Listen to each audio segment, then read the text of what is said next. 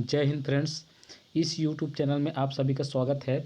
आज मैं बात करूंगा आबकारी आरक्षक परीक्षा 11 सितंबर 2025 सेकंड शिफ्ट में एमपीजी के करंट अफेयर और साइंस के क्वेश्चन जो कुछ आए हैं उनके बारे में हम लोग एनालिसिस करेंगे, यानी हम बोलते हैं पेपर एनालिसिस या रिव्यू। तो 100% सही क्वेश्चन है जो हमें स्टूडेंटों के द्वारा मिला है, उन्हीं क्वेश्चनों को हम आप के पास लेके आ रहे हैं या फिर आपके तक लेके आ रहे हैं। चलिए देखते हैं पहला क्वेश्चन हमारा क्या है और पहला क्वेश्चन कैसा आया था। तो बहुत ही सिंपल क्वेश्चन आ रहे हैं मेरे दोस्त। चलिए देखते हैं। पहला क्वेश्चन है, मध्य प्रदेश की राजधानी क्या है। तो मध्य प्रदेश की राजधानी सबको जानते हैं, भोपाल है। तो इतना सिंपल क्वेश्चन कौन नहीं कर लेगा। तो आप लोग मध्य प्रदेश करंट अफेयर से मध्य प्रदेश जी के अच्छे से पढ़ के जाइए। अगला देखते हैं, इसके बारे में और थोड़ा सा जानकारी ले लेते हैं। भोपाल एक सुंदर और ऐतिहासिक शहर है। इसे झीलों की नगरी कहा जाता है। ये भी क्वेश्चन बन जा सकता है कि झीलों को नगरी किसे कहा जाता है या फिर किस जिला को कहा जाता है। तो हम किसे बोलेंगे, भोपाल को, क्योंकि यहाँ कई झीलें हैं। यह शहर मध्य प्रदेश का प्रशासनिक, सांस्कृतिक और राजनीतिक केंद्र है। चलिए और थोड़ा सा जानकारी लेते हैं कि अगला क्वेश्चन कौन सा है। तो अगला क्वेश्चन हमारे सामने है। अगला क्वेश्चन है, मध्य प्रदेश राज्य कब अस्तित्व में आया। लेकिन इतना सिंपल क्वेश्चन है मेरे दोस्त कि जो सब लोग जानते हैं। इसको अलग से प्रश्न कैसे बनता है कि मध्य प्रदेश का गठन कब हुआ या फिर मध्य प्रदेश का यही है, मध्य प्रदेश का गठन कब हुआ। तो हमारा आंसर हो जाएगा मध्य प्रदेश राज्य 1 नवंबर 1956 को अस्तित्व में आया। इसके बारे में थोड़ा सा अच्छे से डिटेल जानकारी ले लेते हैं। तो चलिए देखते हैं कि इसका व्याख्या यानी कि डिटेल जानकारी। 1 नवंबर 1956 को राज्य के पुनर्गठन अधिनियम के तहत मध्य भारत महाकौशल, विंध्य प्रदेश और भोपाल जैसी रियासतों को मिलाकर नया राज्य मध्य प्रदेश बनाया गया। बाद में 1 नवंबर 2000 को छत्तीसगढ़ राज्य अलग कर दिया गया। तब से वर्तमान मध्य प्रदेश अस्तित्व में है। चलिए अगला क्वेश्चन देखते हैं। बहुत ही अच्छा क्वेश्चन है।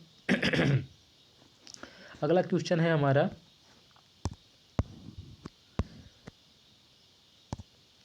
कि धसान किसकी सहायक नदी है। ये नदियों से क्वेश्चन है। नदियों से क्वेश्चन आप लोग पढ़ के जाइए। 101 से लेकर 2 नंबर आराम से पाएंगे आप। अगर मध्य प्रदेश की सारी नदियाँ, अपवाह तंत्र आपको पता है तो आराम से 1-2 नंबर फ्री में पा जाएंगे। तो चलते देखते हैं कि धसान किसकी सहायक नदी है। तो हमारा आंसर हो जाएगा कि धसान बेतवा नदी की सहायक नदी है। इसके बारे में थोड़ा सा और जानकारी ले लेते हैं। तो चलिए देखते हैं इनके बारे में विस्तृत जानकारी थोड़ा सा कि धसान नदी बेतवा नदी की सहायक नदी है। यह मध्य भारत के महत्वपूर्ण नदियों में से एक है। धसान नदी मध्य प्रदेश और उत्तर प्रदेश के कई जिलों में होकर बहती है और अंत में बेतवा नदी में मिल जाती है। बेतवा नदी आगे चलकर यमुना नदी में संगम करती है, जो गंगा नदी की मुख्य सहायक नदी है। इस प्रकार धसान नदी अप्रत्यक्ष रूप से गंगा नदी प्रणाली का हिस्सा है। आगे देखते हैं इसके बारे में थोड़ा सा और। इसके बारे में थोड़ा विस्तृत जानकारी लेंगे धसान नदी के बारे में, क्योंकि अपवाह तंत्र से किसी भी प्रकार के क्वेश्चन आ सकते हैं। तो हम लोगों को विस्तृत जानकारी होना अति आवश्यक है। चलिए देखते हैं धसान नदी के बारे में। उद्गम स्थल इसका कहाँ है। धसान नदी का उद्गम मध्य प्रदेश के छतरपुर जिले के निकट विंध्य पर्वतीय क्षेत्र में होता है। यह क्षेत्र पथरीला और जंगलों से घिरा हुआ है। प्रवाह क्षेत्र कहाँ का है।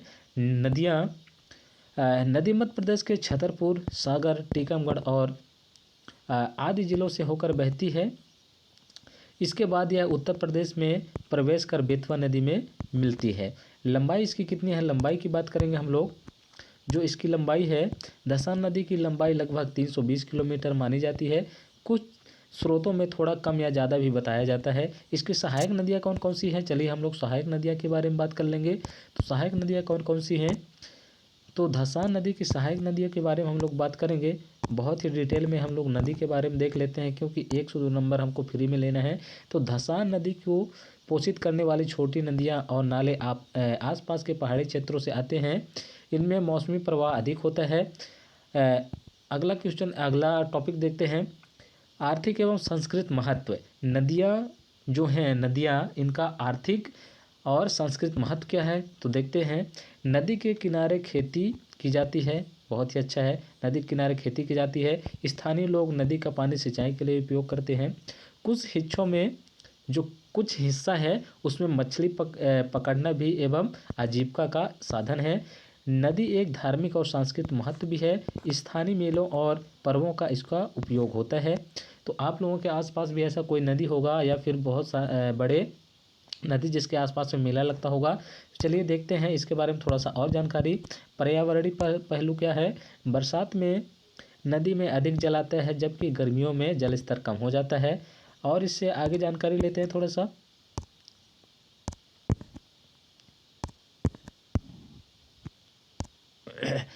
नदी क्षेत्र में वनों की कटाई, जल प्रदूषण और जल संकट जैसी समस्याएं भी देखी जाती है। इसका संगम कहाँ कहाँ होता है, संगम के बारे में देख लेते हैं हम लोग। धसान नदी अंततः बेतवा नदी में मिलती है। बेतवा नदी आगे जाकर यमुना में मिल जाती है जिससे यह गंगा जल प्रणाली का हिस्सा बन जाती है। आगे देखते हैं अगला क्वेश्चन जो है हमारा।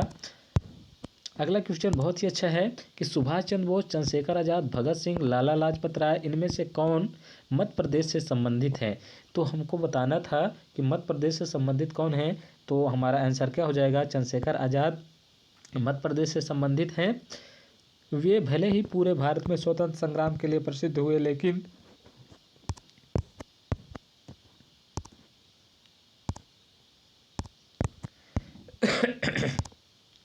उनका जन्म भाभरा, आज़ाद नगर जिला, अलीराजपुर मध्य प्रदेश में हुआ था। अन्य व्यक्तियों का संबंध अन्य क्षेत्रों से है जैसे सुभाष चंद्र बोस जी का संबंध उड़ीसा बंगाल क्षेत्र से, भगत सिंह का संबंध पंजाब से, लाला लाजपत राय का संबंध किससे है, पंजाब से। अगला क्वेश्चन हम लोग देख लेते हैं। जो अगला क्वेश्चन हमारे पास आया है उस क्वेश्चन के बारे में बात करेंगे। बहुत ही अच्छा क्वेश्चन है, करंट अफेयर से है। शंकर लक्ष्मण का संबंध किस खेल से है। तो शंकर लक्ष्मण का खेल हॉकी से है। जो शंकर लक्ष्मण खिलाड़ी हैं उनका संबंध हॉकी खेल से है। ये दोनों भारत के प्रसिद्ध हॉकी खिलाड़ी रहे हैं और भारतीय हॉकी टीम के लिए महत्वपूर्ण योगदान दिया है। खासकर ओलंपिक में भारत की हॉकी टीम की सफलता में इन खिलाड़ियों का नाम आता है। तो शंकर और लक्ष्मण अलग अलग खिलाड़ी हैं, दो अलग अलग नाम हैं। ये दोनों भारत के लिए बहुत ही बेहतरीन हॉकी खिलाड़ी रहे हैं जो कि ओलंपिक में हॉकी टीम को सफलता दिलाने वाले बहुत ही मुख्य आदमी थे या फिर मुख्य खिलाड़ी थे। देखते हैं अगला क्वेश्चन। अगले क्वेश्चन के बारे में हम लोग बात करेंगे। अगला क्वेश्चन हमारे पास कि मध्य प्रदेश का पन्ना जिला किसके लिए प्रसिद्ध है। तो मध्य प्रदेश का पन्ना जिला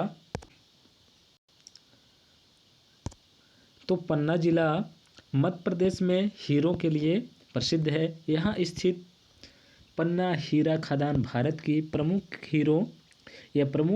हीरा खदानों में से एक है। इसके अलावा यह क्षेत्र वन्यजीव अभयारण्य, नर्मदा घाटी और सुंदर प्राकृतिक स्थलों के लिए भी जाना जाता है। संविधान की कौन सी अनुसूची, देखिए अगला क्वेश्चन हम लोग देख लेते हैं। तो अगला क्वेश्चन हमारे पास है कि संविधान की कौन सी अनुसूची में राज्यसभा की सीटों के बारे में बताया गया है। तो हम लोग इसके बारे में डिटेल जानकारी लेंगे। तो संविधान की कौन सी अनुसूची में राज्यसभा की सीटों के बारे में बताया गया है। तो चौथी अनुसूची में बताया गया है। हमारा करेक्ट आंसर क्या हो जाएगा, चौथी अनुसूची। इसके बारे में देख लेते हैं। भारतीय संविधान की चौथी अनुसूची में राज्यसभा की सीटों का विवरण प्रत्येक राज्य को कितनी सीटें मिलेंगी, प्रत्येक राज्य को कितने सीटें मिलेंगी इसके लिए दर्शाया गया है। विभिन्न राज्यों और केंद्र शासित प्रदेशों के बीच किस प्रकार किया जाएगा इसका वितरण दिया गया है। इसमें प्रत्येक राज्य को कितनी सीटें मिलेंगी यह निर्धारित किया गया है। देख लेते हैं अगला क्वेश्चन हम लोग। अगला क्वेश्चन हमारे सामने है। सन 1976 में असलम शेर खान का किससे संबंध है या फिर किससे संबंधित हैं। तो उत्तर हमारा हो जाएगा कि असलम शेर खान का संबंध हॉकी खेल से है। इसके बारे में थोड़ा सा और अधिक जानकारी ले लेते हैं। ये भारत की हॉकी टीम के प्रसिद्ध खिलाड़ी रहे हैं और 1976 के मॉन्ट्रियल ओलंपिक में भारतीय हॉकी टीम का हिस्सा थे। बाद में वे खेल प्रशासन से भी जुड़े। उम्मीद करता हूँ बहुत ही अच्छे समझ में आए होंगे। चलिए मिलते हैं अगले वीडियो में, तब तक के लिए धन्यवाद। Thank you. सो मच मेरे दोस्त। आप लोग बने रहिए इसी तरह का वीडियो पाने के लिए, इसी तरह का एनालिसिस पाने के लिए सबसे पहले जुड़िए और अच्छे से देखिए। इसी तरह जैसे नदी हो गया, संविधान हो गया और मध्य प्रदेश से जीके संबंधित क्वेश्चन आप लोग पढ़ के जाइए और आराम से अपना सिलेक्शन लीजिए।